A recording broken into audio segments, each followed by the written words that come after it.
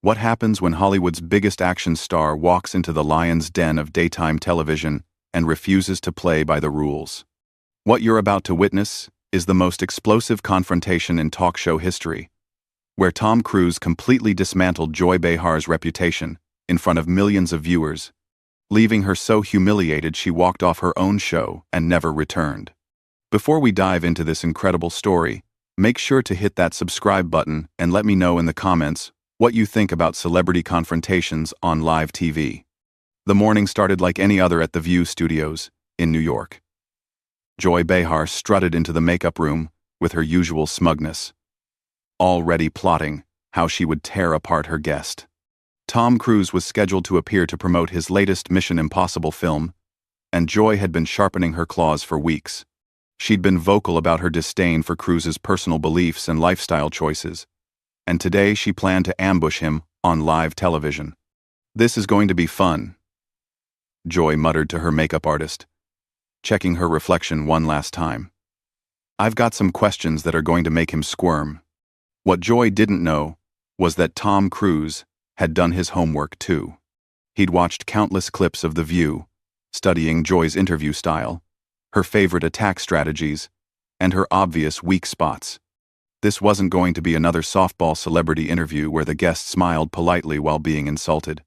As the cameras rolled and the show began, the other hosts sensed something different in the air.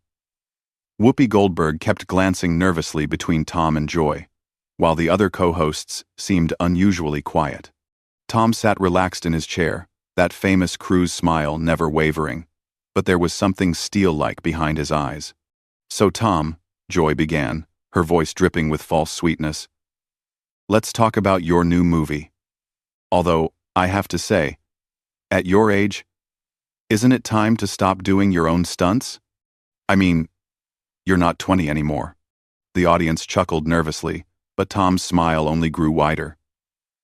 "Well, Joy, I appreciate your concern for my well-being. Though I have to say, for someone who's made a career out of sitting behind a desk making jokes, I'm surprised you'd question someone who actually gets up and does the work." The temperature in the studio dropped several degrees. Joy's practiced smile faltered for just a moment before she recovered.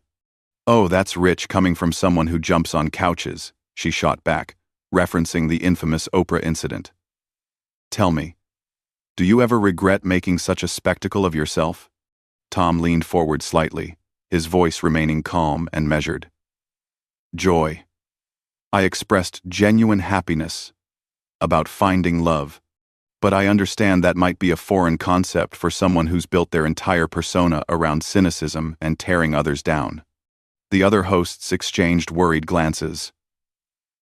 "Excuse me?" Joy's voice rose an octave.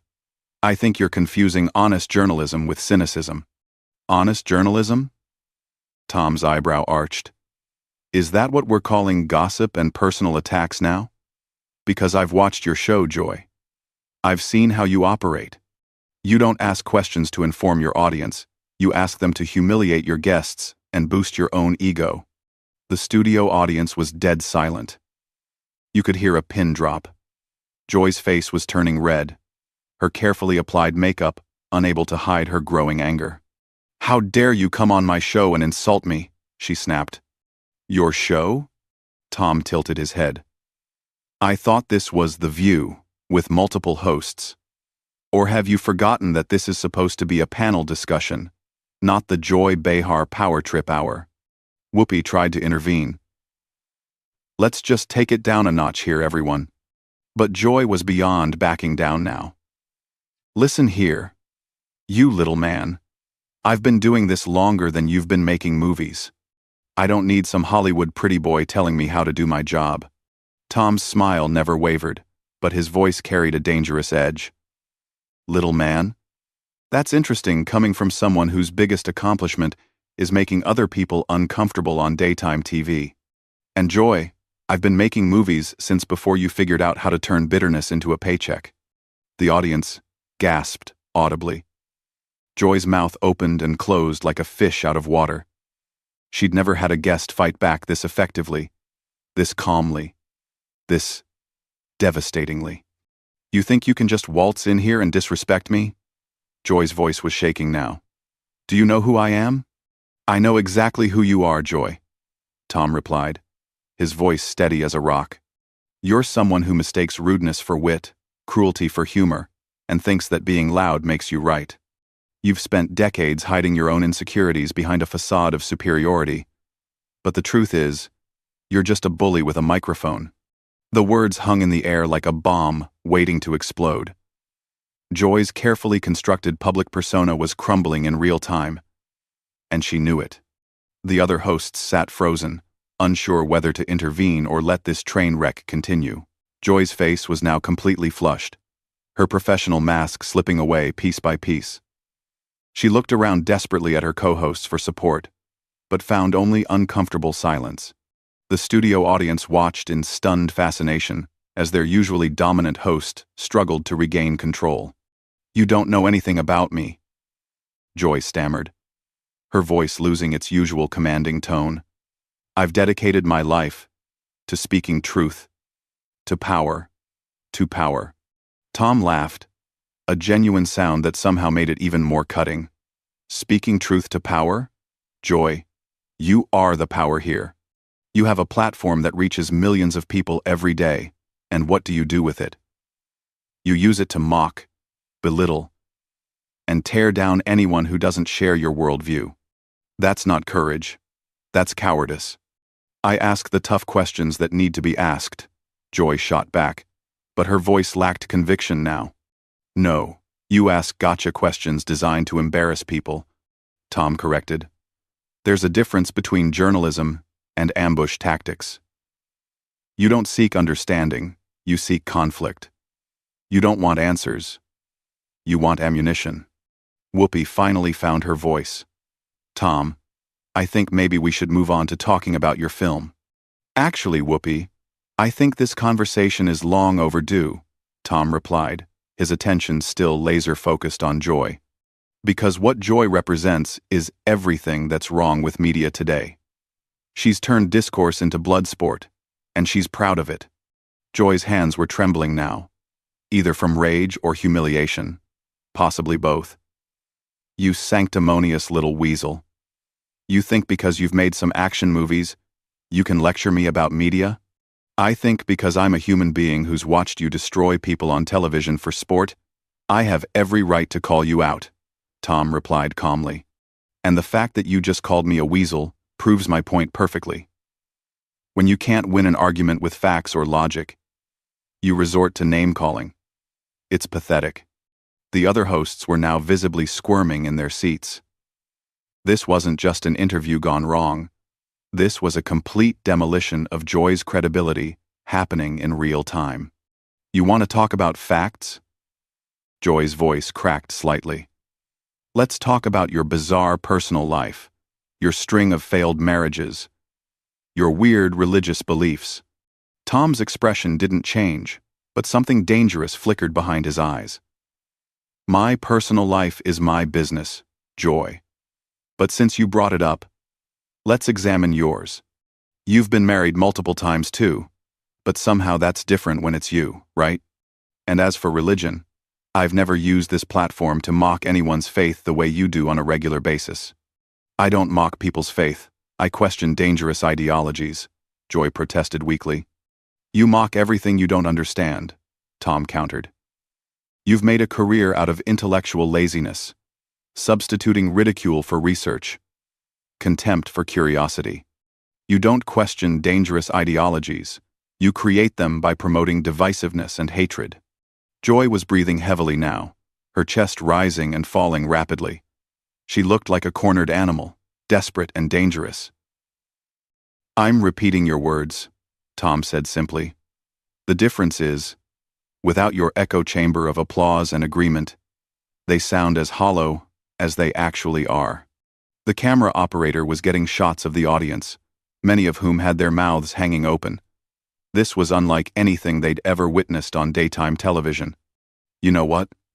Joy suddenly stood up, her chair scraping against the floor. "I don't have to sit here and take this abuse from some washed-up actor who thinks he's Tom Cruise but acts like a petulant child." Tom remained seated, completely composed. "Washed up? Joy, My last film made over $700 million worldwide. What was the last thing you created that brought joy to anyone? And I find it ironic that you're calling me petulant when you're literally throwing a tantrum right now. This is my show, Joy screamed, all pretense of professionalism gone. You're a guest here. Actually, Tom said quietly, his calm making her hysteria even more pronounced. This is The View. It belongs to all the hosts, the producers, the network, and, ultimately, the viewers. You seem to have confused being one of several hosts with being a dictator. Joy turned to her co-hosts desperately. Are you going to let him talk to me this way? The silence was deafening. Even Whoopi, usually quick to support her colleagues, seemed unable to find words. The truth was, everything Tom was saying resonated because it was accurate, and they all knew it. The fact that you think disagreeing with you equals disrespecting you tells us everything we need to know about your character, Tom continued. You've surrounded yourself with people who either agree with you or are too intimidated to challenge you. But I'm not intimidated by you, Joy. I'm just disappointed. Disappointed. Joy's voice was barely above a whisper now. Yes. Tom nodded. You had a platform. A voice. An opportunity to make a real difference. Instead, you chose to become everything that's wrong with public discourse. You chose division over unity, mockery over understanding, ego over empathy. You had the chance to lift people up, and instead, you've spent years tearing them down. Joy looked around the studio one more time, seeing the faces of the crew, the audience, her co-hosts. For the first time in years, she was seeing herself reflected in their eyes, and she didn't like what she saw. The moment of self-reflection lasted only seconds before Joy's face hardened again. But now there was something different in her expression. The arrogance was gone, replaced by something rawer, more desperate. She was a wounded animal backed into a corner, and everyone in the studio could feel the danger in the air. You think you're so perfect, Joy said, her voice low and venomous. Sitting there in your expensive suit, judging me. But I know who you really are. I know about the control, the manipulation, the way you treat people who work for you. Tom's smile finally faded, but his voice remained steady. Joy, now you're just making things up. And frankly, it's sad. You're so desperate to hurt me that you're willing to spread lies on live television. Is this really who you want to be? I'm not making anything up, Joy insisted, but her voice wavered. I have sources. Sources, Tom repeated flatly. The same sources that fuel all your attacks? Anonymous whispers and gossip? Joy, you just proved my point about your journalistic standards. Real journalists verify their information. You just throw mud and hope something sticks. The other hosts were now looking actively uncomfortable. Sunny Hostin was staring at her hands, while Sarah Haynes kept glancing toward the exits, as if planning an escape route. You want to talk about sources? Joy's voice was getting shrill again. Let's talk about how you've silenced people who've tried to speak out against you. Tom leaned back in his chair, completely relaxed. Joy, you're spiraling. Everyone watching can see it. You came into this interview planning to ambush me, but you didn't expect me to fight back. Now you're making wild accusations because your usual tactics aren't working. They're not wild accusations, Joy protested. But even she didn't sound convinced anymore.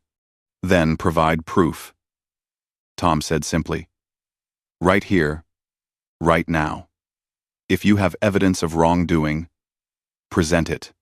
Otherwise, you're just proving that you're exactly what I said you are, a bully who attacks people without justification. Joy opened her mouth, then closed it. The silence stretched on for what felt like an eternity. The cameras captured every second of her struggle, her inability to back up her claims becoming more obvious with each passing moment. That's what I thought, Tom said softly. Joy, this is exactly the problem. You make accusations you can't support, You ask questions you don't really want answered, and when someone calls you on it, you double down, instead of admitting you were wrong. I am never wrong, Joy snapped. But the words sounded hollow even to her. Everyone is wrong sometimes, Joy.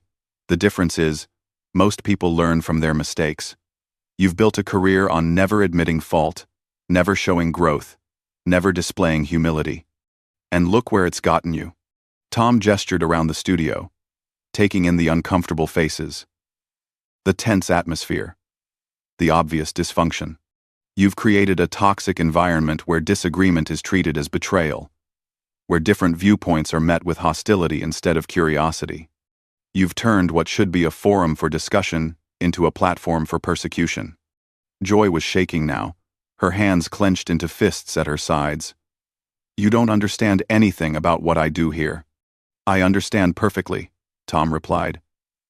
You've confused being provocative with being profound, being controversial with being courageous. But there's no courage in attacking people from a position of power, Joy. There's no strength in picking fights you know you can't lose. Except you're losing this one, someone in the audience called out, and nervous laughter rippled through the studio. Joy spun around to face the audience, her eyes wild. Who said that? Who had the nerve to say that? Joy. Whoopi finally intervened. Maybe we should take a commercial break. No. Joy turned back to Tom, pointing an accusing finger at him. He started this. He came on my show and attacked me. And now he's turning everyone against me. Tom shook his head slowly. Joy, I didn't turn anyone against you. I simply refused to be your victim. And the fact that standing up for myself feels like an attack to you says everything about how you're used to treating people. You're twisting everything around.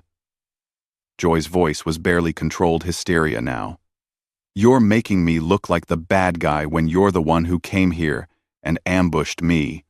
I answered your questions honestly, Tom said calmly. I defended myself when you attacked me personally. If that feels like an ambush to you, maybe you should reflect on why you're so uncomfortable with honest dialogue. Joy stared at him for a long moment, her chest heaving. Then she looked around the studio one more time, seeing the faces of people who had worked with her for years, people who were now looking at her with something that might have been pity. Fine, she said suddenly, her voice flat and defeated. You know what? I'm done. I'm absolutely done with this. She began pulling off her microphone with shaking hands. 30 years in this business, and I have to sit here and be lectured by some Hollywood pretty boy who thinks he knows everything. Joy, wait. Whoopi stood up, but Joy was already backing away from the table. No, Whoopi. I'm not going to sit here and be humiliated in front of millions of people. Not by him. Not by anyone. Tom remained seated, watching her with what looked like genuine sadness. Joy, no one is trying to humiliate you. But if you can't handle being disagreed with, maybe you shouldn't be in the business of controversial opinions. That was the final straw. Joy threw her microphone down onto the table with a loud crash that echoed through the studio. That's it. I quit. I'm done with this show. I'm done with this network. And I'm done with all of you. She stormed off the set, her high heels clicking loudly on the polished floor. The cameras followed her until she disappeared through the backstage doors, leaving behind a stunned silence that seemed to go on forever. Tom finally broke the quiet. Well, he said, turning to the remaining hosts with a small smile. Should we talk about the movie now? And that, ladies and gentlemen, is how Tom Cruise single-handedly ended Joy Behar's career with nothing but truth, composure, and the courage to stand up to a bully. What did you think of this incredible confrontation? Hit that subscribe button and let me know in the comments. Do you think Joy Behar got what she deserved?